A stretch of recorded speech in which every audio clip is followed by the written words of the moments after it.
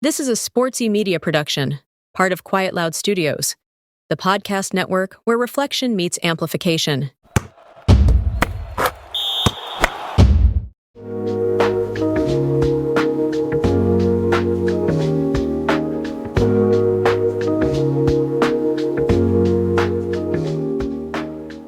Alrighty, guys. Thank you so much for tuning in to another episode of the RAV Raw, Authentic, and Vulnerable podcast. This is going to be episode number 7. As always, I will continue to let you guys know when the next episode is available.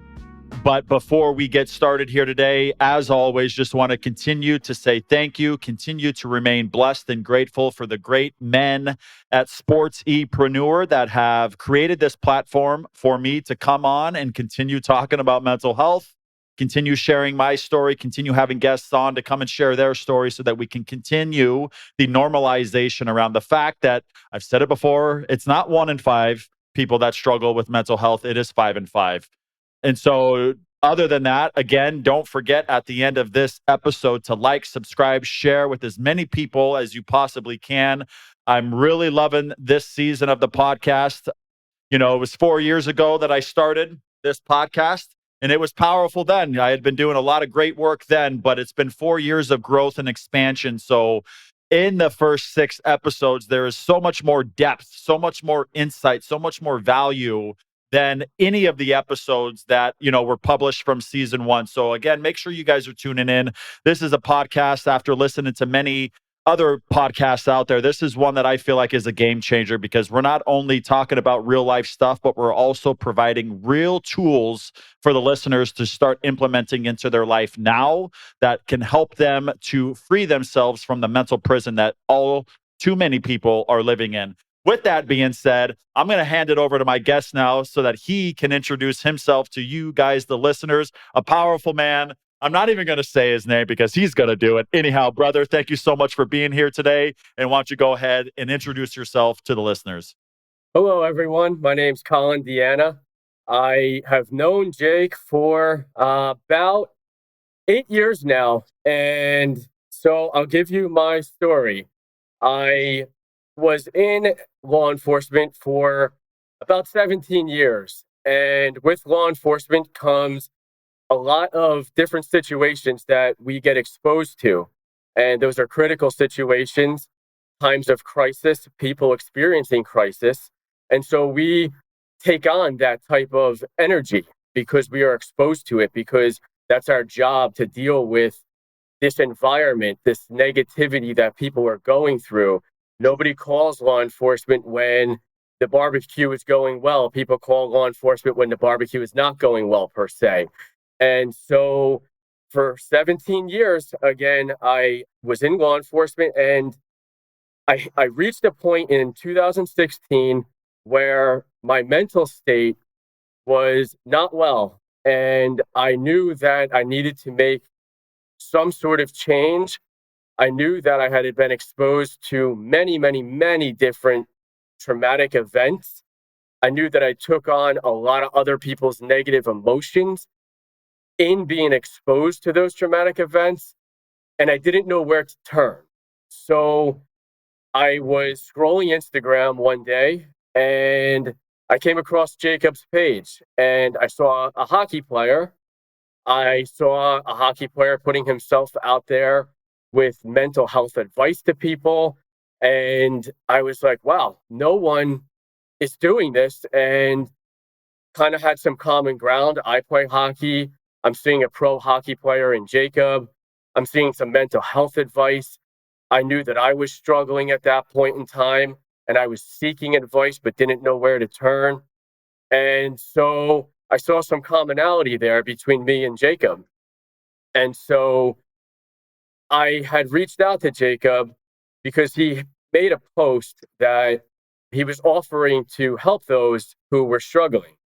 And so at that point, I reached out to Jacob and didn't really know what to expect, didn't know where to start.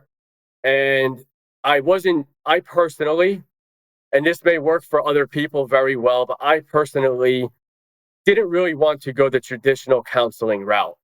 I wanted someone that I can feel connected with in the sense of Maybe they had a similar hobby. They were into working out, hockey.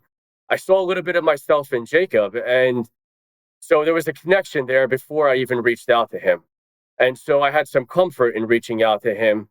And in doing so, we really went down the past 8 years, we've gone down a road, and he has been the single most number one influential person that has turned around my life.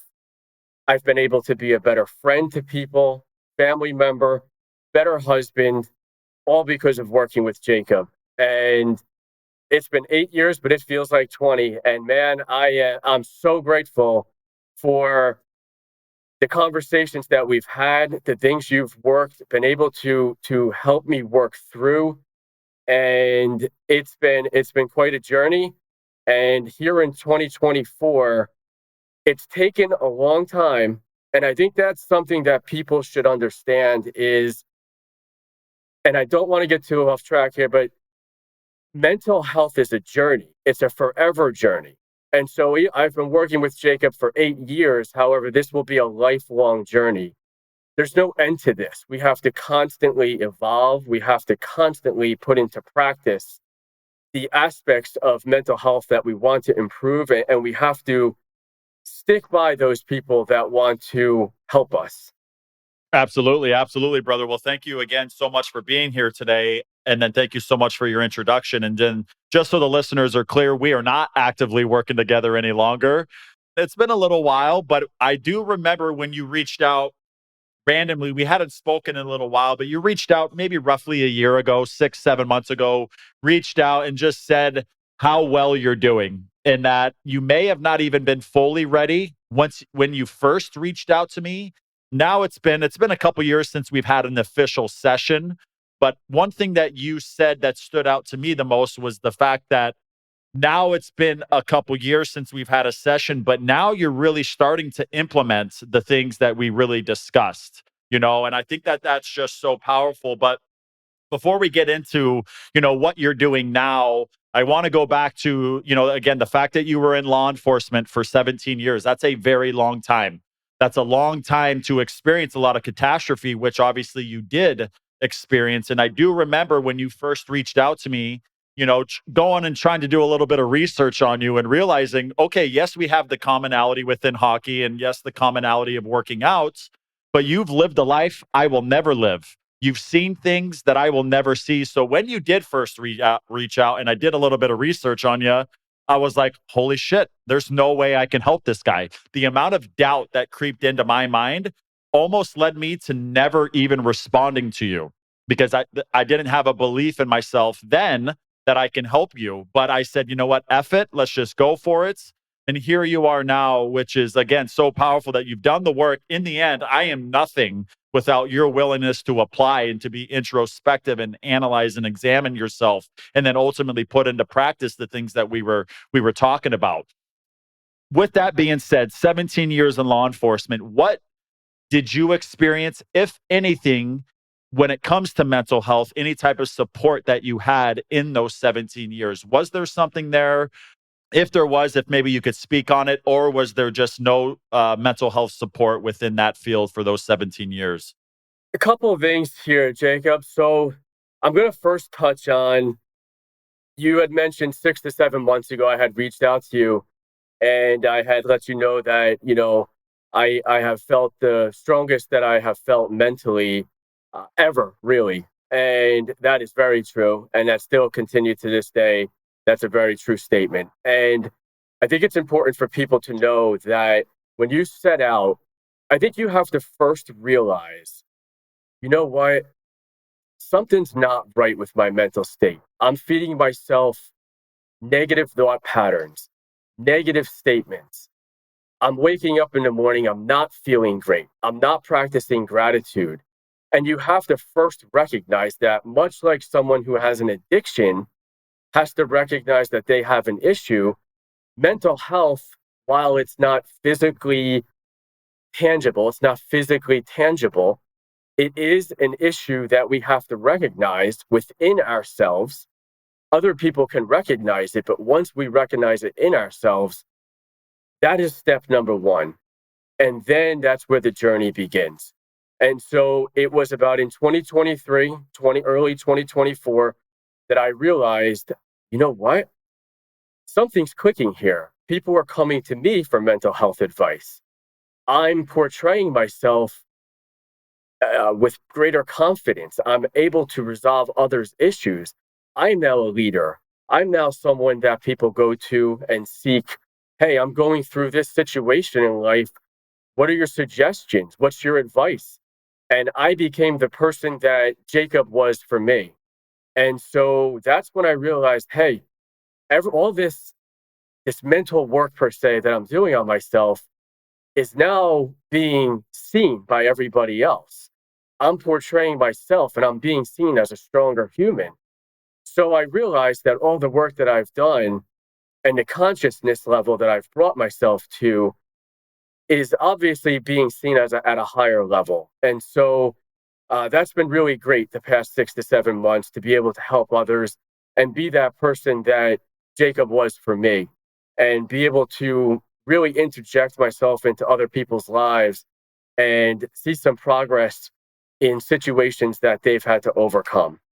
To answer your question, when I was in law enforcement, there was very little that was ever done, ever. I cannot recall one situation where mental health was offered, never. So as many graphic scenes, I won't get into too much detail, but I've seen many graphic scenes, incidents. I've been exposed to a lot, and mental health is not much of a thing that's talked about. In fact, it's kind of frowned upon. And so it's not something that's taken seriously. And it's something where it's like, hey, you know what? Brush it off. Be tough. And you can only be tough to a certain extent. And it's just something that needs to be improved on in really every field, every person's life, but especially those in the military and law enforcement.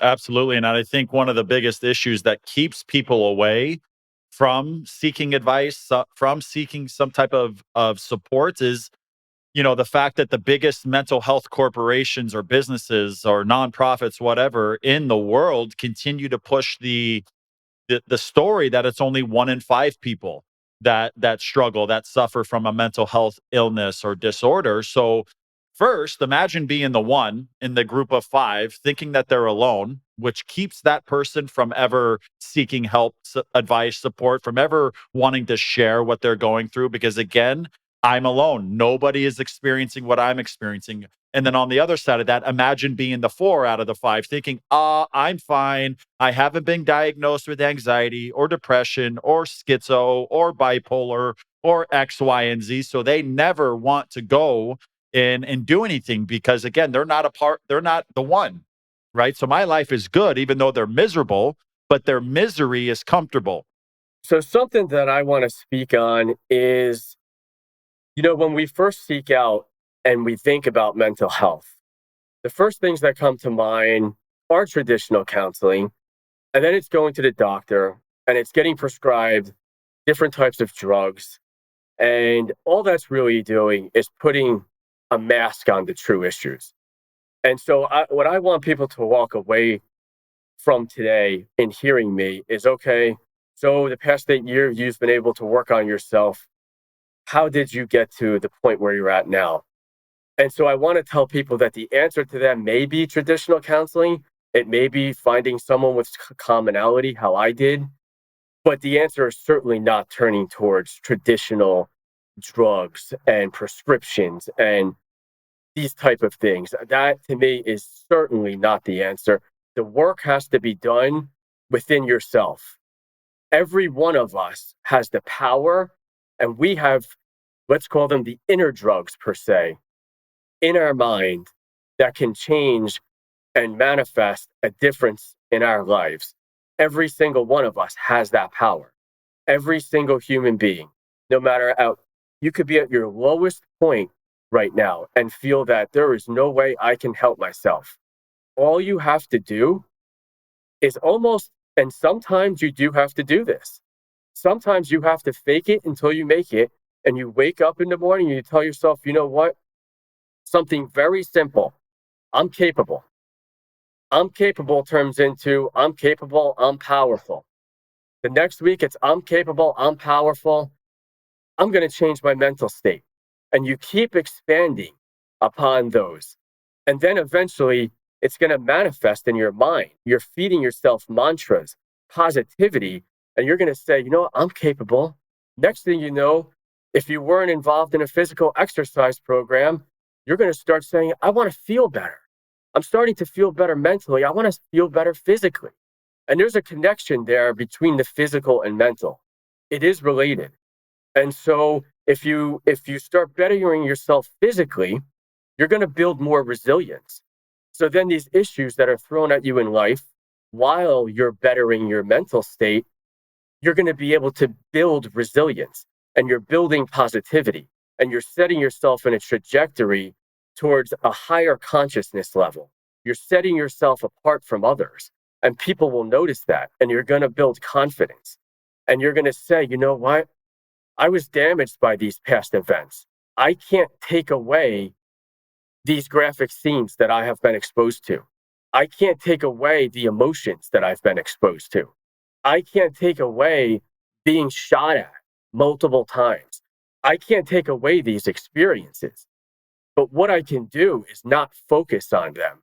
And I can focus on being present and saying, what I have is this body, this mind right here, right now.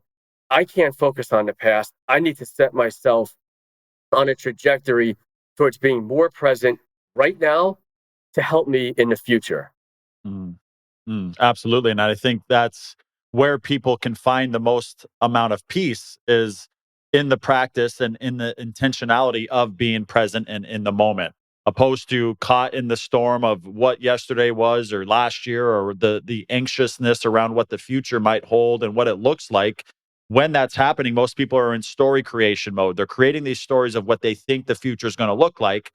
Because those stories are going on in their minds, they're treating it as truth and believing it to be real. And then what is impacted is their presence and their ability to be in the moment and see all the beauty that's out there that wants to be seen, that wants to be acknowledged, but you can't see it because you're disturbed on the inside.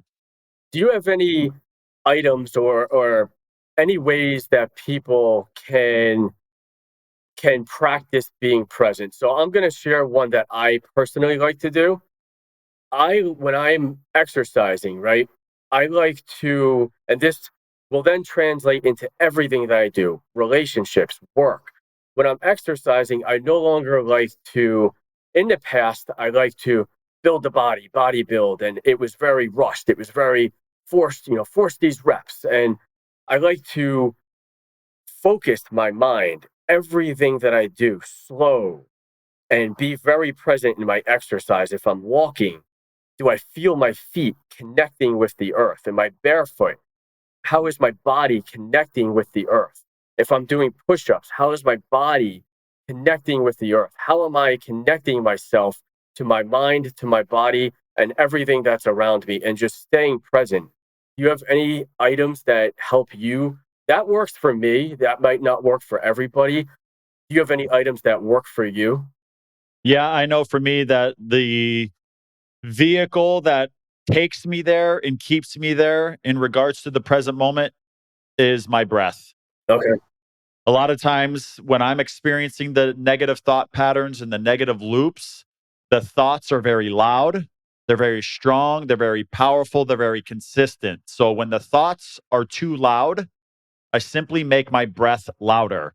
And how I do that is I constrict my throat and I listen and focus my awareness on the sound that the breath is making in my throat.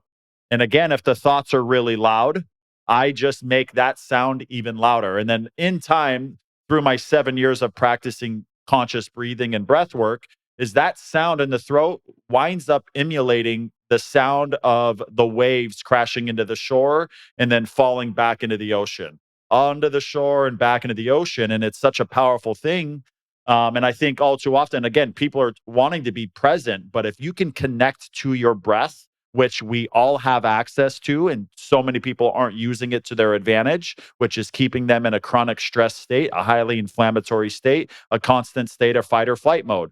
So if you can learn how to breathe deep, actually deep into your belly, that is the vehicle that's going to keep you here and now. I think that's great. That's awesome. Breath work is definitely something that has helped me as well. And I think that we can relate a lot of this back to putting yourself into a flow state. So, what puts me into a flow state may be different for you, may be different for somebody else. So, for me, I use exercise as very meditative. It's very slow, it's very meditative. My mind goes into a flow state.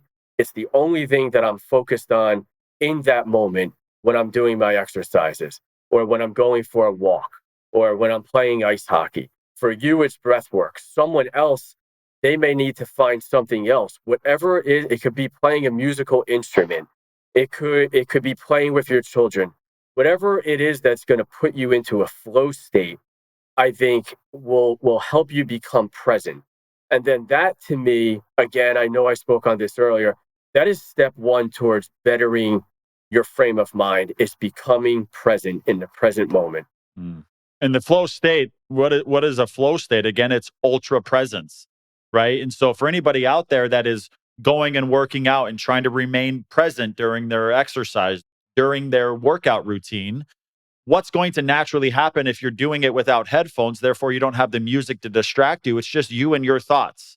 So if you can remain present on the movement that your body is experiencing, if you can remain present with your breath through the movements, that's all great. But what is inevitably going to happen is at some point your mind is going to wander, right? Towards what you have to do after exercise, what I got to do after I leave the hockey rink, whatever the case is that's naturally going to happen because we're experiencing thoughts all day long. So when that does happen, it's all about just coming back to the breath or coming back to the movement or just coming back into the moments gently and firmly. So again, you recognize my mind has wandered towards things that I can't even do right now.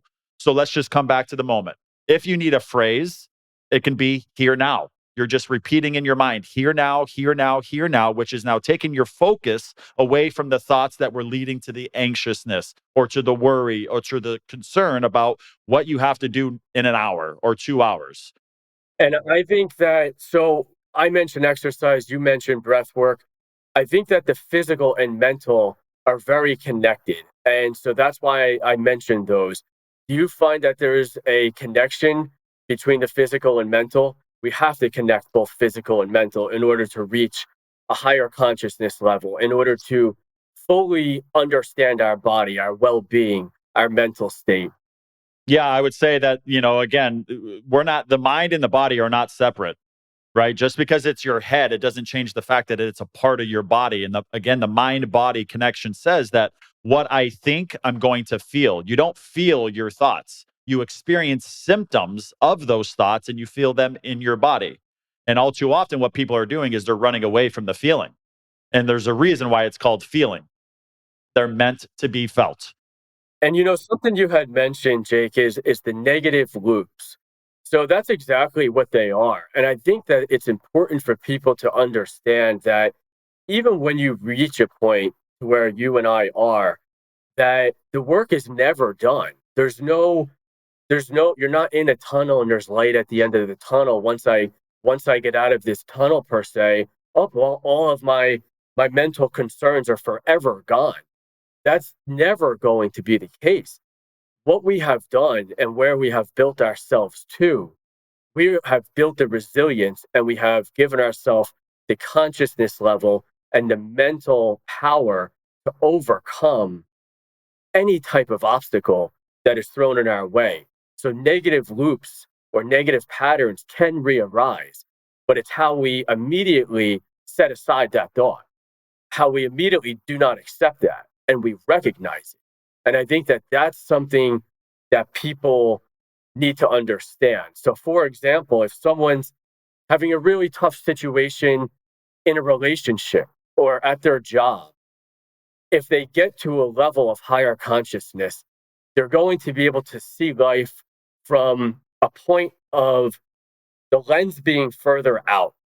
It's not going to be so up close, and they're not going to feel suffocated by these issues in life.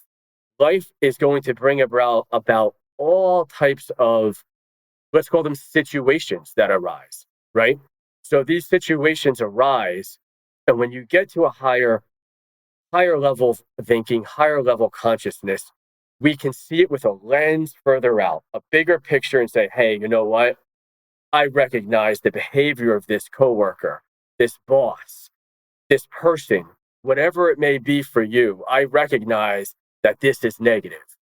So, and then you're going to be armed with the tools, the mental tools to help yourself through that situation. What's your take on how people can, when these thought patterns arise, how they can set those aside and recognize them and push forward? Yeah, I would say again, going back to the breath, that again, when the thoughts and you recognize that again, you're in this negative thought pattern, again, you're going to start to feel that energy that's behind the thinking. You're going to begin to experience that energy in your body. So again, it's the breath, and having some of those affirmations or mantras with you is going to be super, super beneficial for you, because you can use the breath to calm the mind. You can, no different than a storm, right? My mind, when I'm experiencing those positive thought patterns, is like the sunny blue sky with no cloud in sight. The dark thoughts, the heavy thoughts, are like clouds now being present. Whether those clouds are producing rain or a tornado or thunder or lightning, it doesn't matter. But what do we need for that storm to pass? We need the wind to come through and carry that storm to the next city, to the next state, before we can get back to the sunny blue sky. So what's the win for a human? The win for you and for me and for everybody around this world is our breath. So we use the breath to calm and slow down the mind. And then we come in with some positive I am affirmations of what you believe to be true of yourself as a person. So for me, I find, we all have lulls and energy, right? Everything in life, every person, every situation, everything is energy. So energy is ever flowing. Energy is up and down, and so we will experience lulls in energy. So what do you do to keep from yourself from sinking? So for me personally, I stay very consistent in those times, and they don't happen often. But if I feel a lull in my energy, I just say, okay, I stick to my mantras. I stick to everything that I've trained my brain, trained my mental state for. I stick consistent with my exercise routine, and eventually energy will loop back around again. I'm gonna come out of it. And so I think it's important for people to understand, when you reach higher consciousness, the energy doesn't always stay high. It's not high every day. It's not a party in your mind every day per se. There's lulls, there's highs, ebbs and flows, highs and lows, and staying consistent with our routines, staying consistent with our practices that we've built to better our mental state. That's what's important. And I also find that you have to be very cautious in those times, and really in all times, to be very, very aware of who you let into your life. Because if you're a person that, no matter where you are on your trajectory of trying to better your consciousness level, your mental state, how you feel, you need to be very aware of who you're letting in and whose energy you're taking in. Because if you're surrounding yourself with the wrong people, it's going to be very limiting for you to reach the point where or you feel that you should and can get to. So that may mean, and not everybody's going to want to hear this, that may mean cutting out certain family members, friends, people that you've known a long time, building a wall against certain colleagues or coworkers. And that in and of itself is not negative. That's a positive thing, because you're recognizing, hey, this person has a certain energy that doesn't align with where I want to take my life to. And therefore, I need to limit my exposure to them and people like them. And I need to surround myself with people that are more like-minded or heading in the direction that I also want to go. Have you found that to be important yourself, Jacob? Yeah, for sure. And I think what tool that so many people aren't aware that they possess is the ability to protect their energy. Because to sit here and think that I'm going to be able to avoid every single negative person while I'm out interacting with life, if I'm down in the metro parks where I work out, or if I'm at the coffee shop, the grocery store, the hockey rink, I'm going to experience negative people. But I've found for myself that the more that I can get myself into a positive state, those negative people never even engage with me because we're on a different vibration, right?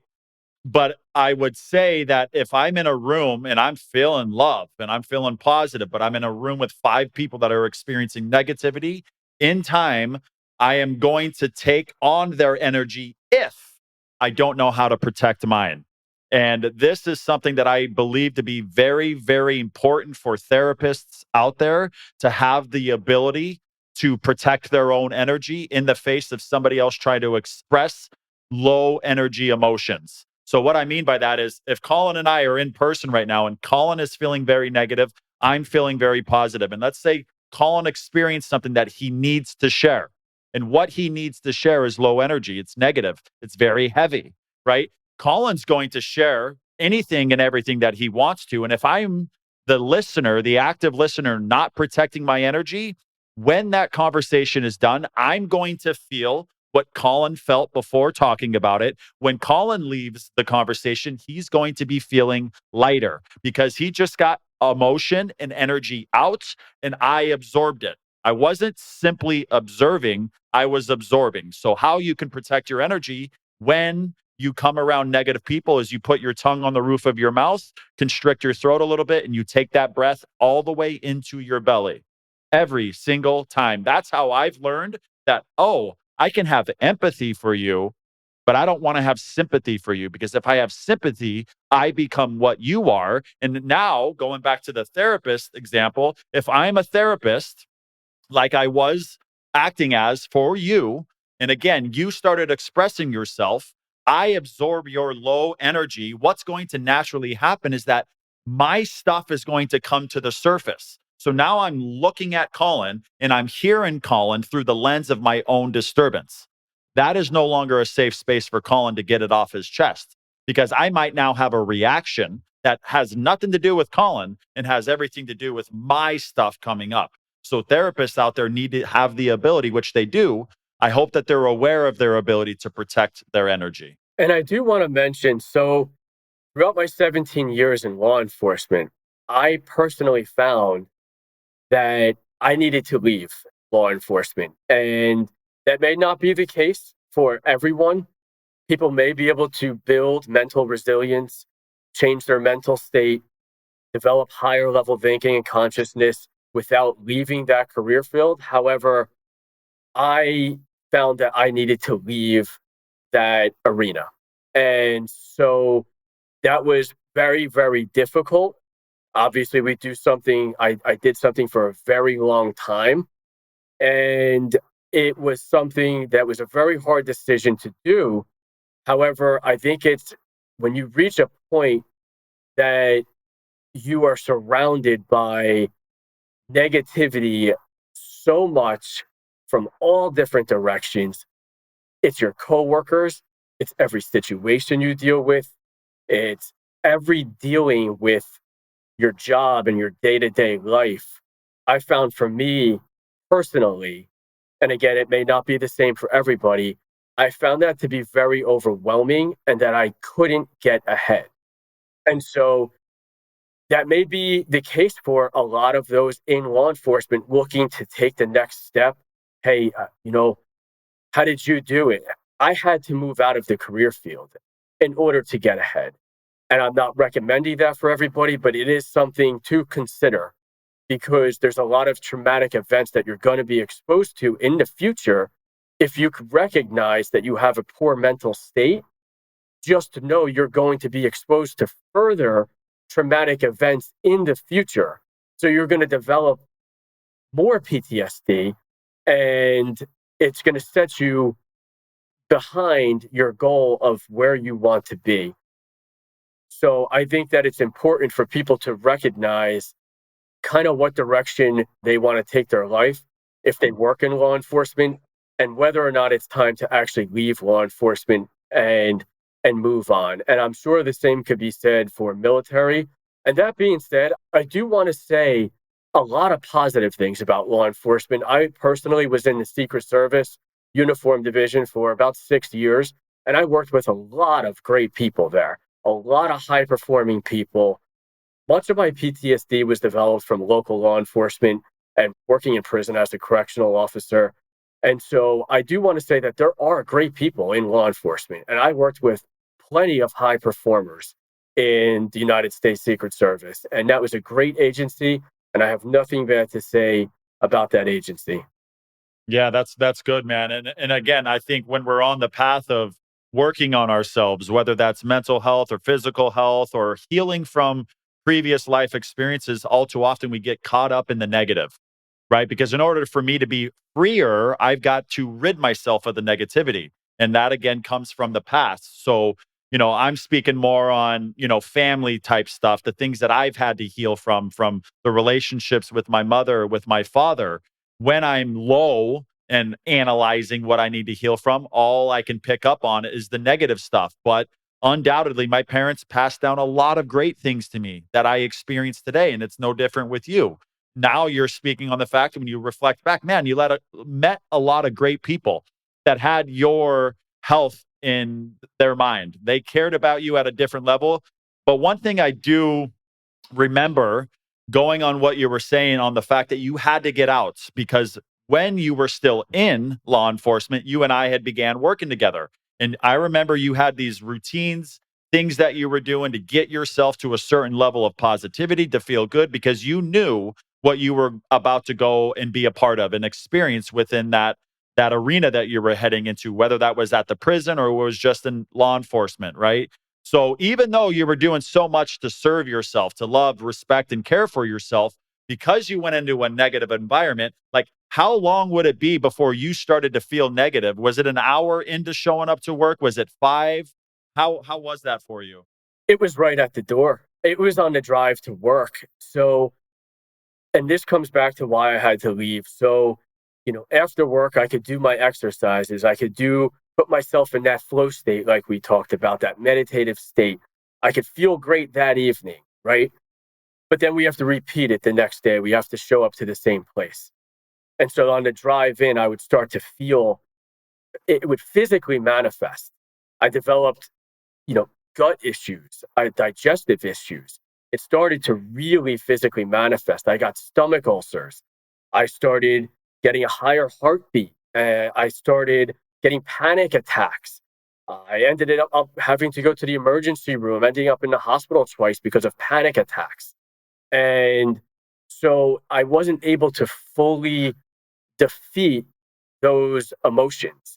And so that's my own personal journey. That's my own experience and what I can speak to and why I had to move on. The PTSD would constantly grow as well because we're heading into, I'll use the prison, for example. I'm heading into an environment that is hostile, one of the most hostile places a human being can head into. And so you have to put yourself in a frame of mind that is very unhealthy in order to survive, because it is survival. And so I found myself driving to work most of the time, asking myself, will I be in this car driving home after my shift? Will I make it through my shift? Because there are a lot of violent events that go on in a prison. And so that really affected me and started to physically manifest through the symptoms that I just listed. And so I wasn't able to overcome that. And I found that I needed to move on. And I became much, much better for it. And it did take quite a few years.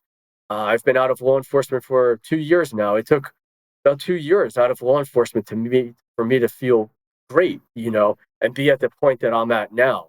And it was, so to answer your question, it was definitely started before my shift on my drive to work, and law enforcement is a profession where, and I'm sure military is very similar, where you're in a constant state of fight or flight.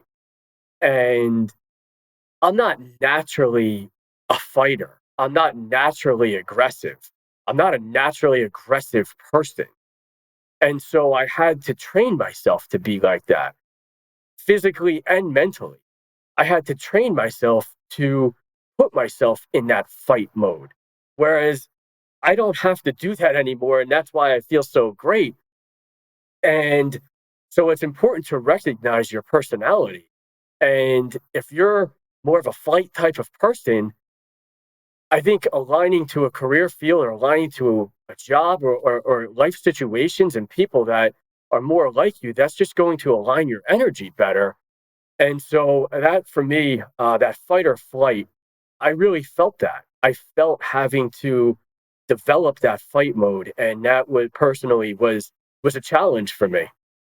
Yeah, two things are coming up for me right now.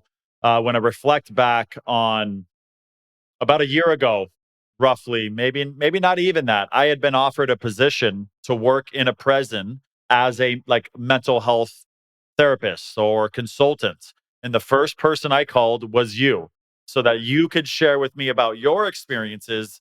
And it was our conversation that ultimately led me to not taking that position because of how my life would be at risk on an everyday occurrence. And I've got kids. I'm a single parent, and what if something happened to me? You had shared what happened at the prison that you were working at and how this mental health person had been attacked with a knife. Okay, great. That's a good story for me to hear because now I know, okay, well, that might be my reality. And do I want to consciously put myself into that? Well, the answer was ultimately no, because I love life. I love myself. I love my kids. I love being a dad. And that's what I want to be doing with my life. So that's something that sticks out. But when it comes to the PTSD, one massive breakthrough I remember for you was, I think it sounds like it was even while you were still working in, whether it was the prison, which I think it was, is you going, you're not even working actively. You're at Targets or you're at the movie theater or at the hockey rink. One thing I remember you bringing up was that no matter where you're at, you feel like danger is just around the corner or just behind you. I know that's not the case anymore, but what was kind of the process like for you to remember that I'm not on the battlefield? I'm not at a Secret Service event. I'm not inside the prison and the sirens are going off because there's a melee going. I'm safe, but my mind is again keeping me stuck in these past experiences that are limiting and holding me back in the present. So what was kind of that process like for you to free yourself so that you can be out in public and not feel like your life's in danger? So, yes, and I'll speak upon that. So, when you work in a job like law enforcement, and it goes back to that fight or flight, we have to be in fight mode in a profession like that. We have to be in order to stay alive. You can't take any situation for granted or anyone for granted. We all see the horrible things that happen out there and the situations that law enforcement and public safety have to deal with. And so for me, and it was partly because of training. We all go through extensive training. And especially at Secret Service, I went through extensive training. And so you're trained to be in this fight mode, to be this protector, to be this powerful person physically, right? Physically. And so when I was off duty, I wasn't able to turn that off. And so the fight or flight mode was always on for me, and it was always fight mode. I was my mind was racing. I had racing thought patterns, racing negative thought patterns. What if this situation happens? What if that situation happens? And examining everything under a microscope, looking at everybody as if everybody's going to, let's just be frank, pull out a gun and shoot me. When it was the prison, is someone armed with a knife and they're going to attack me? Everywhere I went, I was in fight or flight, and that was exhausting. That manifested the physical ailments that I listed earlier. And I knew, and I worked with you to overcome that. And I've been able to overcome that pretty much totally. I'm happy to say I can walk around like let's call it a normal person, an untrained person, right? As if I never worked in law enforcement. And I have put myself in a much better state because of it. I'm not in that fight or flight. I don't have awkward breathing patterns. I don't have a racing heartbeat. I've been able to relax myself. I've been able to come down, come off of that stage, right? Because that's really what it's up. When you're working law enforcement, you're on a stage, right? Everyone's looking at you when you're in uniform. If you're a Secret Service, everybody is looking at you, right? And so I was able to come off of that stage, and I am off of that stage now, per se. And like I said, that's essentially what it is. And I realized that not every human being is a threat. In fact, 99.99999% of people that we come across are not a threat, never will be a threat. And so I found practicing everything that we were able to, as far as keeping, for me, it was always keeping consistent with the exercise, mindful exercise, I'll call it, keeping a frame of mind that was positive, the mantras. And me and you Jacob, we worked on, one of the things we worked on most was keeping those positive mantras when your mind wants to feed you negativity, whether it's put you into fight or flight mode, no matter what it is, and it's really worked for me. And I think people should put into practice, have a couple of mantras that you tell yourself. And these mantras truly work. If you believe in them, they will truly work, and they will put you into your mind, your body, into a much more powerful state, in that you will become relaxed. Your mind will feel sharper. Your conversations with people will be sharper. For example, the PTSD, my eyes, I can specifically remember my face, and my eyes, I always thought were widened. And I would always see myself in pictures with these wide eyes. And I was like, wow, I really need to change that. And so I would just tell myself simple mantras that you and I worked on, like, this person is not threatening. And that may seem so simple to someone out there. But if you tell yourself, and the mind is so powerful, and if you believe that it is that powerful, and you tell yourself that this person is not threatening, you're going to feel like, this person is not threatening. Wow, this person's not threatening. I'm able to have a conversation. My facial expression, feels lighter. My body feels lighter. The way I'm standing feels lighter. My shoulders feel more relaxed. I'm not in a bladed position, so aggressive towards this person. I'm speaking with a slower cadence and not aggressive with this person. The conversation, the questions I'm asking them isn't an interrogation, right? It's more of a free-flowing conversation. And so that is what you and I worked on. And these mantras, most of all, they seem so simple, but I'm telling you, these mantras are so powerful. And the reason why they are so powerful is because once your mind starts going and starts to create those stories, like you said, 99.9% of the time, it never manifests. But your body is going to suffer or struggle based around the stories that are negative, that are leading you into thinking that that person that's in line to go and see the bank teller has got a knife in their back pocket and they're getting ready to stab me. That never happened.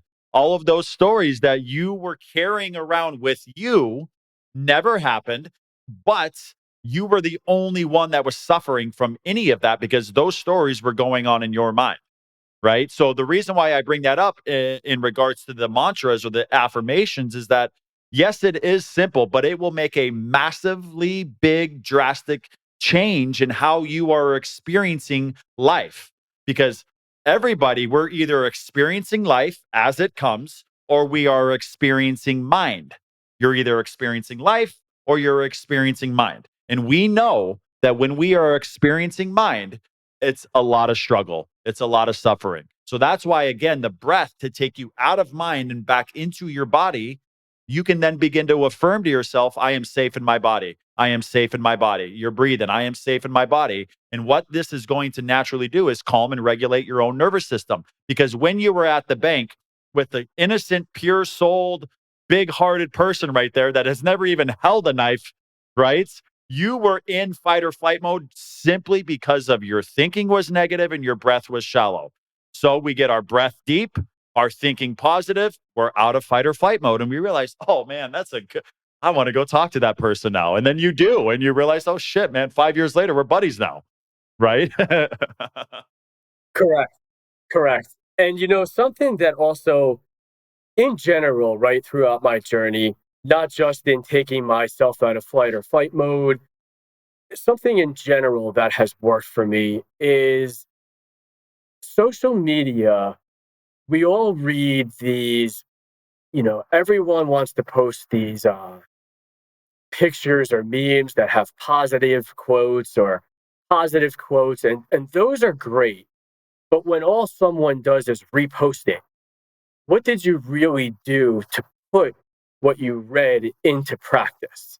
And so something for me, and I know we had spoke about this and social media and everything that comes with it, and I think this is a good takeaway for people in 2024, is if you see something positive that you like on social media, great. How can you practice that?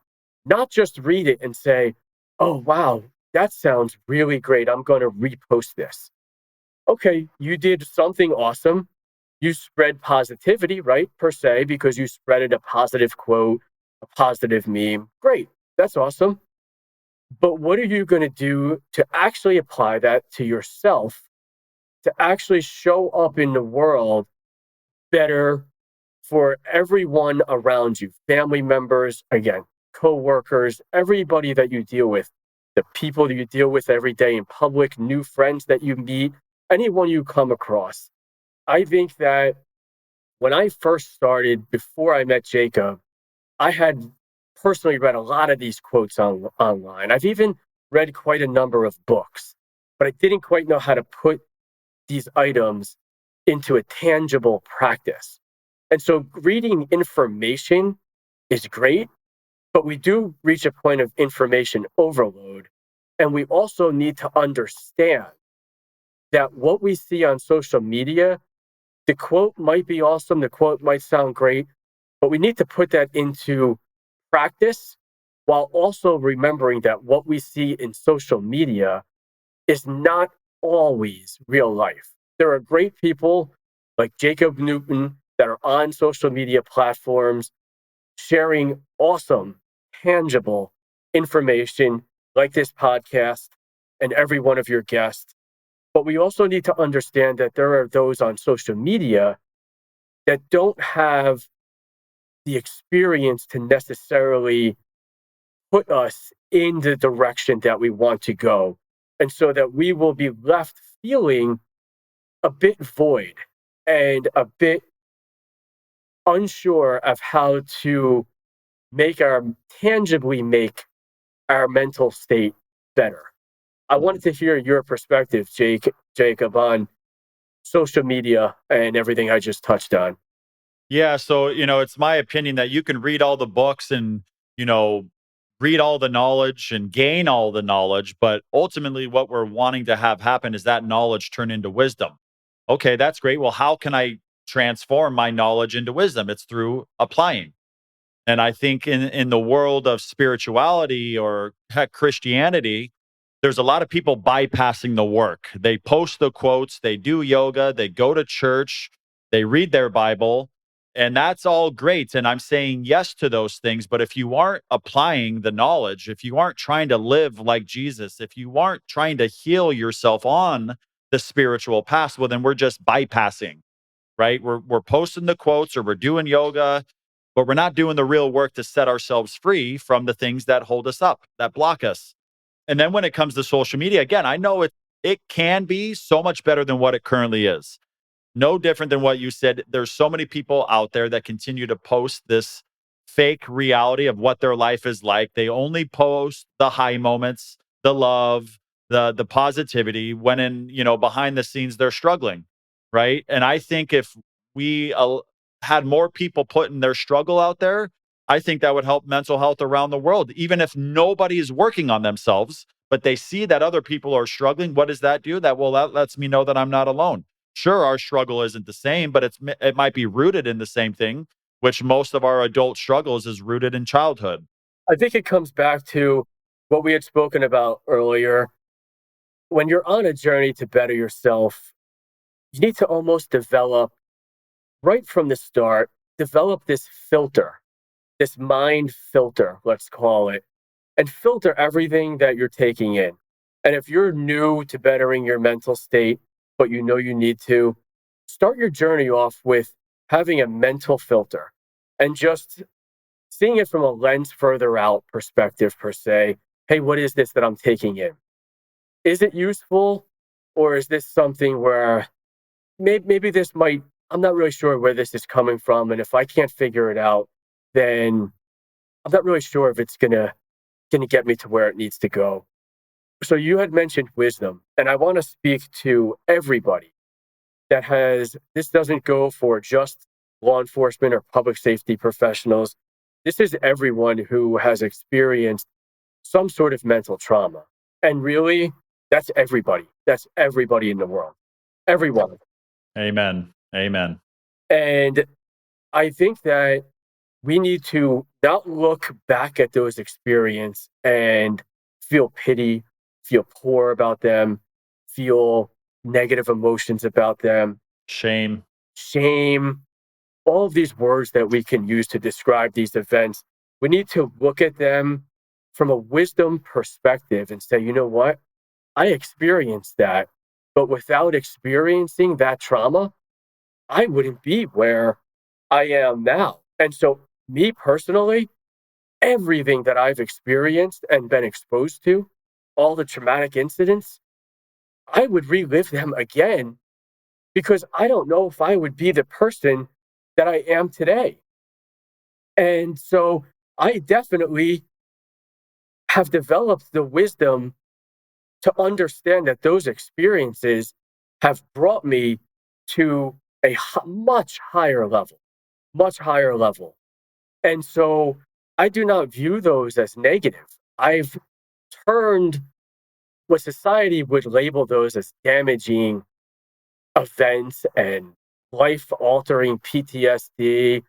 I've used those in a positive light to have wisdom to now help others overcome situations, however big or small. And so we need to use the trauma from our past in order to, yes, like you had mentioned, develop wisdom from your negative experiences. And I think that's a great line right there, is develop some wisdom from the traumatic experiences that we have experienced in our lives. Yeah, and I think I think the first step there is acceptance. We have to accept, what happened. We have to accept that what was done was done. There's nothing we can do to change what happened. Now it's all about what happened inside of me or inside of you as a result of what happened out there. And I think all too often when it comes to mental health and healing is that we're not accepting and we're judging everything. Right. So when, going back to what you were saying earlier about the lull, the low energy, can we take a non-judgmental approach to the low energy that this society, because I start experiencing sadness or anger, we view it and label it as bad, as low energy. But in the end, the energy that's flowing through my body doesn't know that it's high or that it's low. It knows it's energy and it's trying to move through me. But because that brings some darkness, we view it as bad. And when it's on the other side and it's making me feel more love and more positivity, we've now labeled it good. So I want the good and I want to stay away from the bad. And I know for myself on my healing journey is that once I just started viewing it as energy and it's something that I can manage and something I can work with, then both of them get to be good because of that. And I know that it's the dark energy that's going to take me higher. So I've got to stop avoiding the darkness so that I can get into the light and ultimately be the light. And something you had mentioned was judgment. So that was something that I was always, what will people think of me if I tell them I really want to develop my mental state? I want to reach higher consciousness. What does that mean? What will my friends think of me? What will my family think of me? And now I'll post a mental health clip of mine on social media, say Instagram, and I'm putting it out there, and whoever accepts it, awesome. If you see it as you think I'm crazy, well, we're just not aligned. We're not on the same vibrational point, and that's okay. That's okay because that person, I want to get that person to where I'm at. So that's the person that I need to get to, because maybe they'll read my post and say, "Wow, there's humans that have this type of thinking. That's interesting." And if I could get someone to even say, "Huh, that type of thinking is interesting," you may be judging me in some sense, but quite frankly, I've reached a point that doesn't really matter to me. That's not what's important to me. What's important to me is you might be a person struggling, but because of my post, I've put the idea in your mind that, hey, there's a better way to go about life. There's a better vibrational point. There's a certain path I can set myself on a journey here that I can venture down to live a better life and use everything that I've experienced, like I talk about, to develop wisdom and be a stronger person and show up better for everybody. And so I think that that's important for people to know is don't be afraid to be judged. Why are you afraid to be judged? Who are you afraid of to be judged? Someone that doesn't have the same views as you? Because we all have different views in everything in life. I may like hockey, you may like football. So, I mean, that right there is a view. Someone's judging you. So mental state is just another view. It's just another opinion. And so don't be afraid to be judged. And too many people, when it comes to mental trauma, mental issues, it's still not great in 2024. And we want to push these issues aside and we want to say, oh, but shake it off. Life moves on. And these type of quotes like this. And those are the furthest thing from being helpful, that we need to stay away from putting any type of statement like that in our mind. Because even just reading a statement like that, I no longer will even entertain a statement like that. And we need to put more out there as far as mental views. And I think overall, that'll create less judgment around bettering mental health and reaching a point of really better living. Yeah, absolutely. And I would say for any person out there that is still caught in caring what other people think about them, a couple different things is you're probably just not secure within yourself, because once you feel secure and you truly understand who you are, I mean, who is this person? And in most cases, it's another story being created, because how often does what that person think even reach your ears? It's almost 0%. But again, you're creating stories of what you think they might be thinking. Who suffers? You do.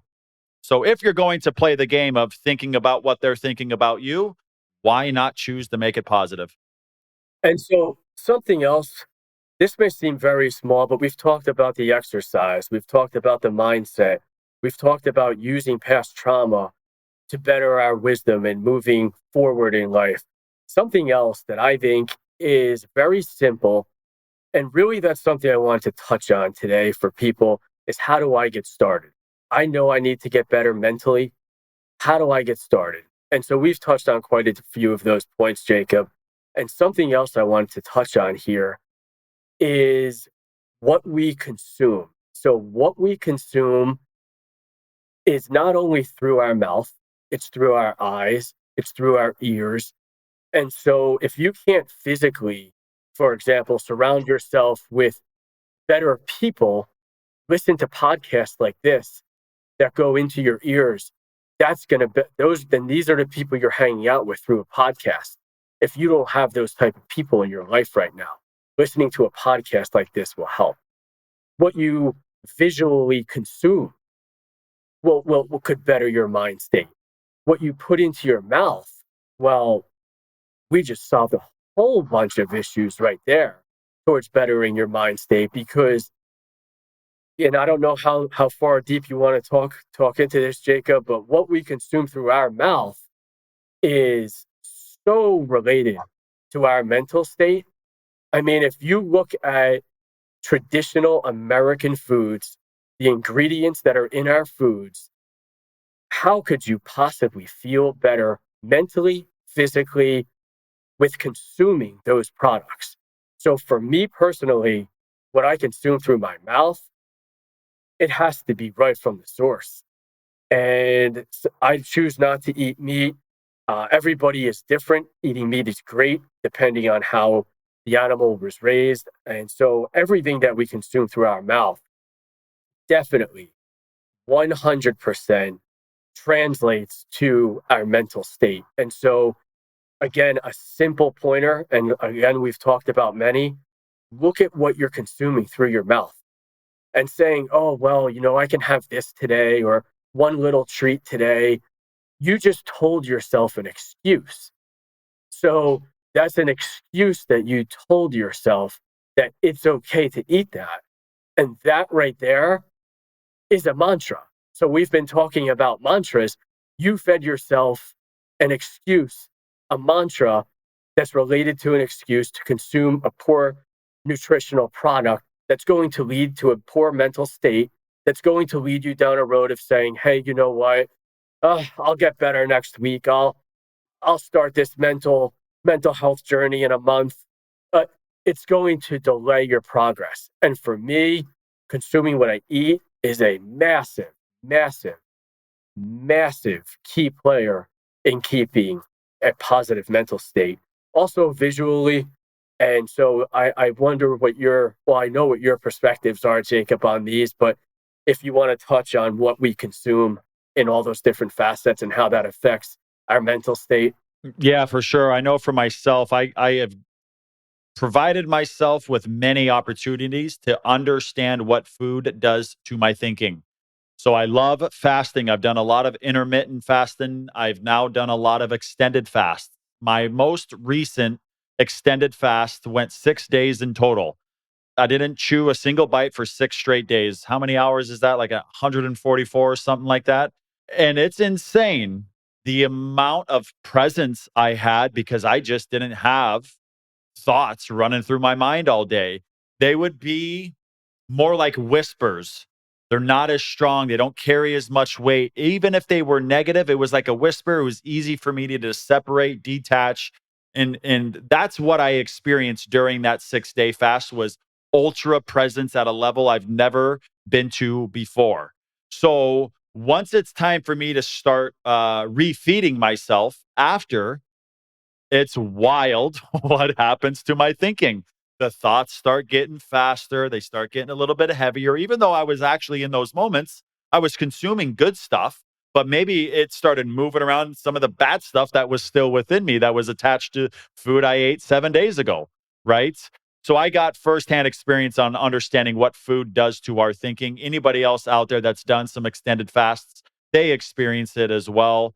But again, I lived in Europe for 7 years.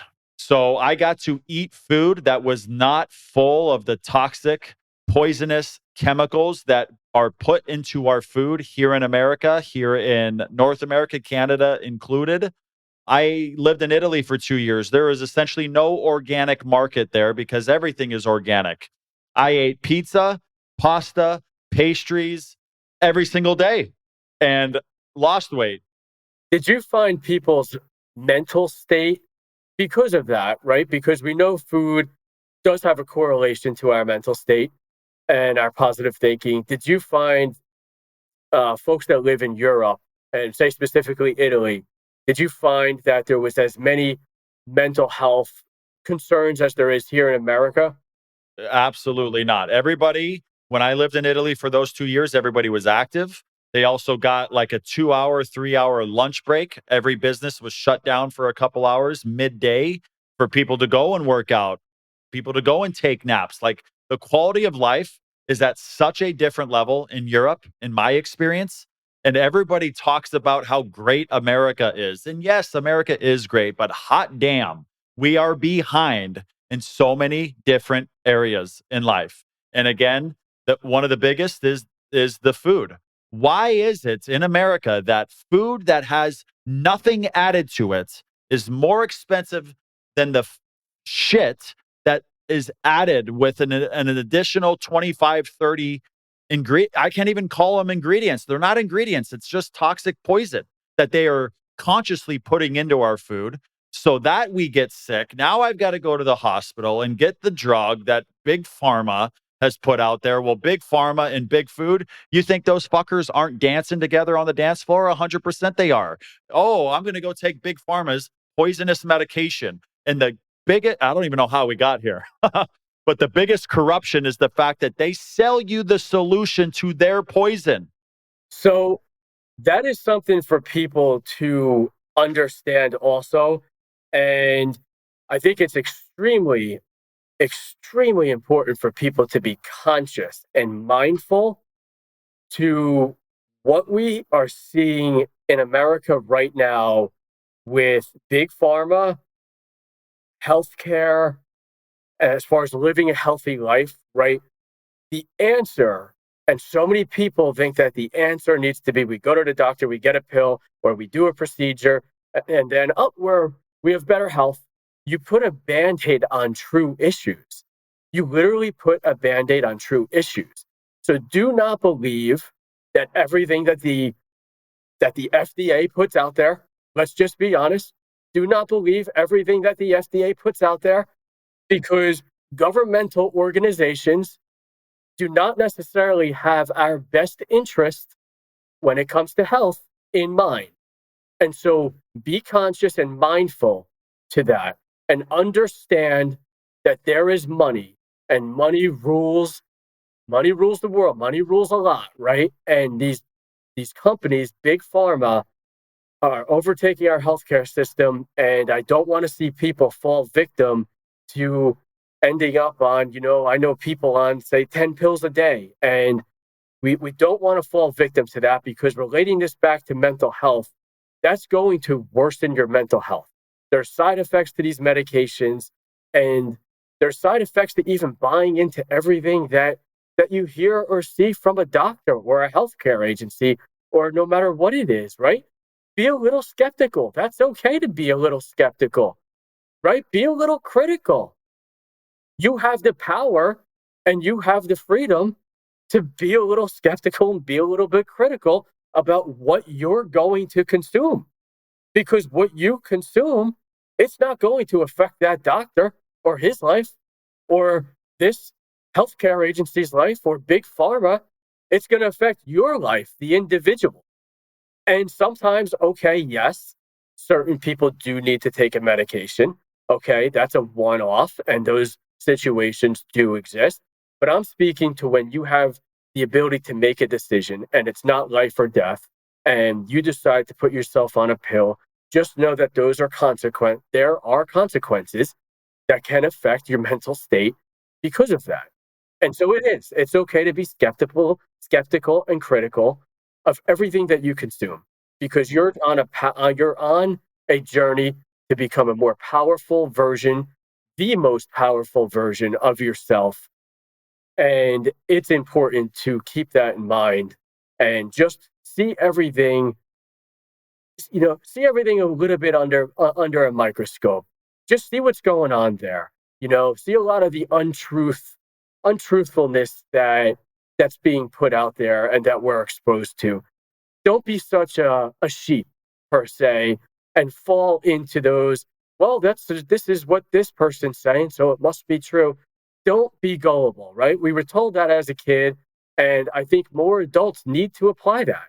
And your mental state and physical being is going to benefit from that. And so it's important. It's an important aspect in order to move us forward. Yeah, absolutely. And one of the biggest things for people to understand is that when you consume those pills, they go into your gut. And we know now, if you don't know, it's time for you to start doing some real, research.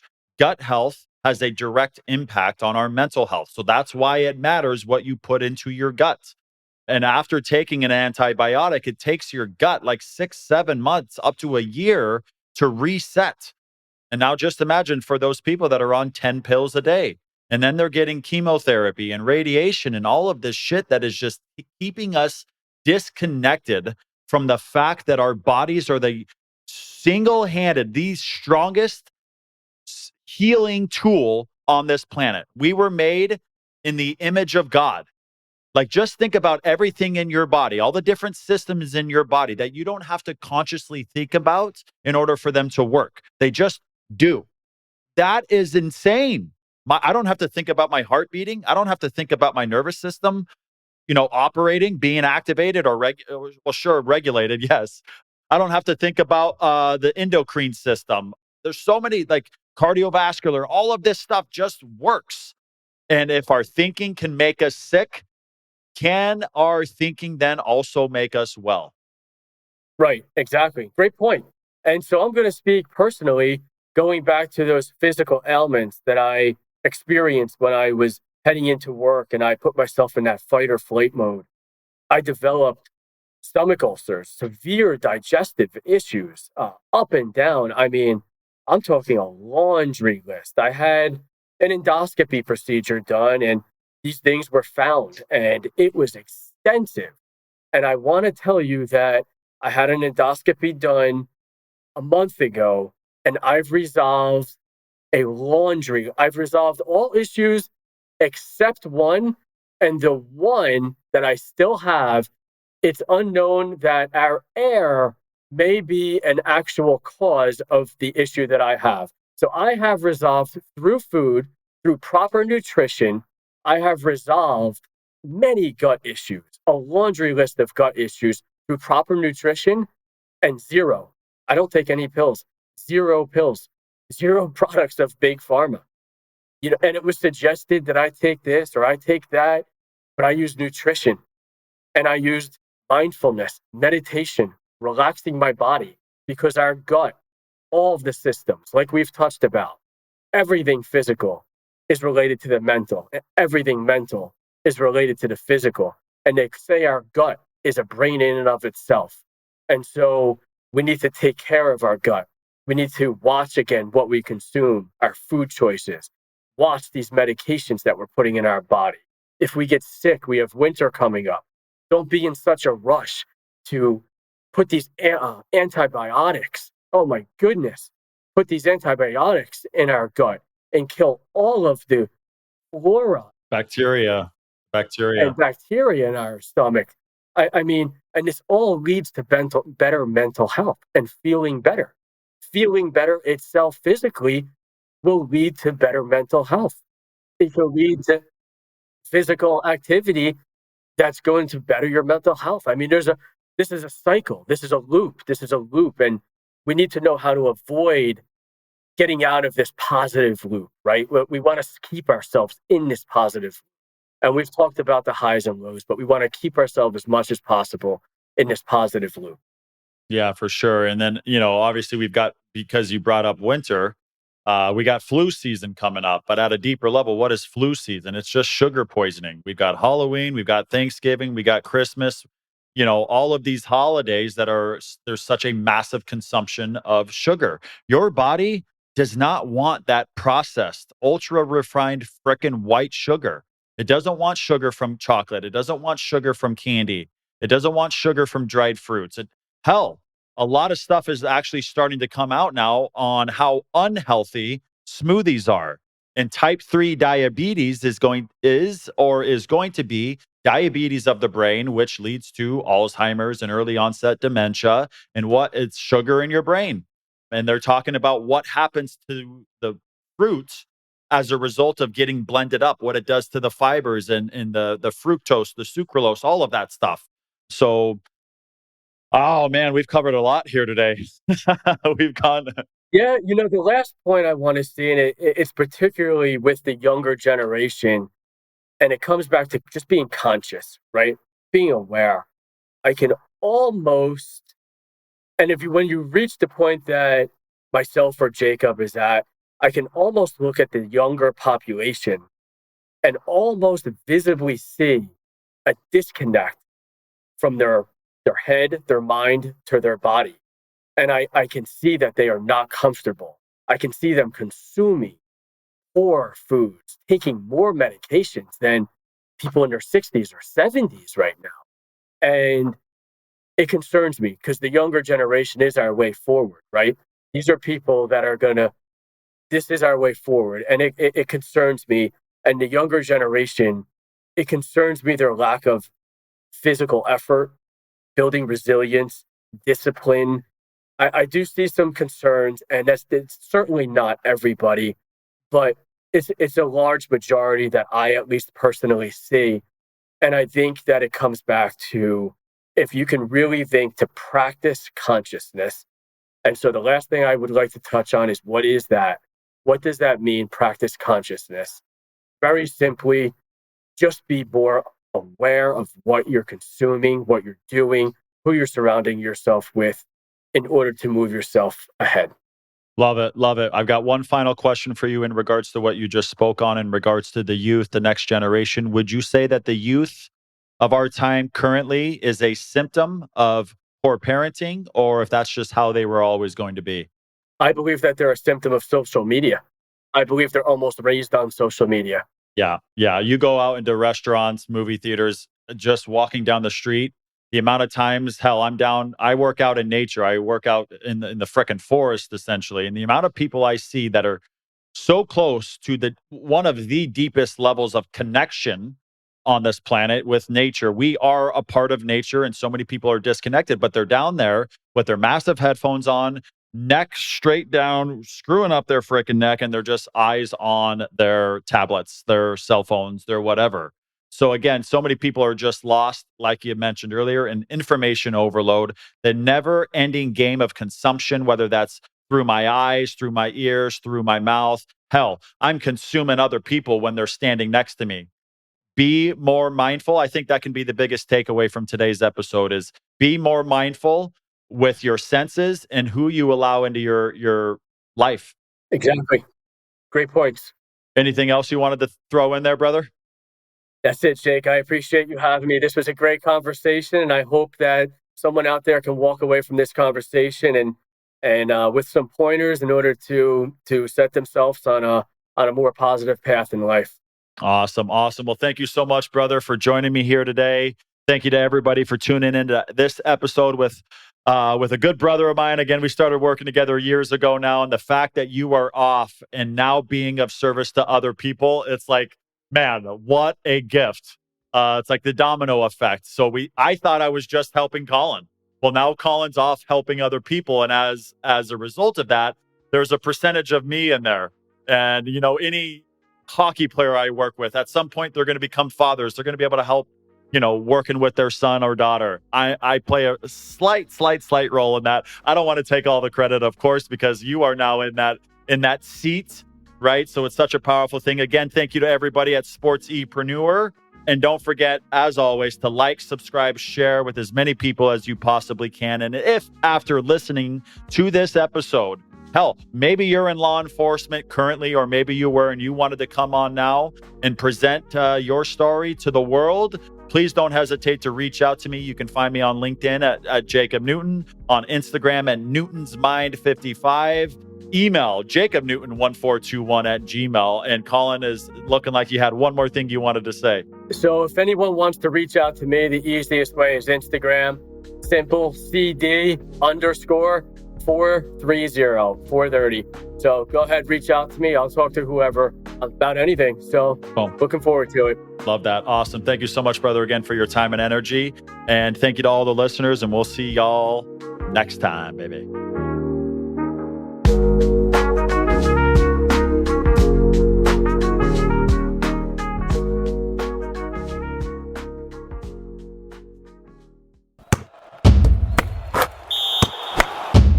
This is a SportsE Media production, part of QuietLoud Studios, the podcast network where reflection meets amplification.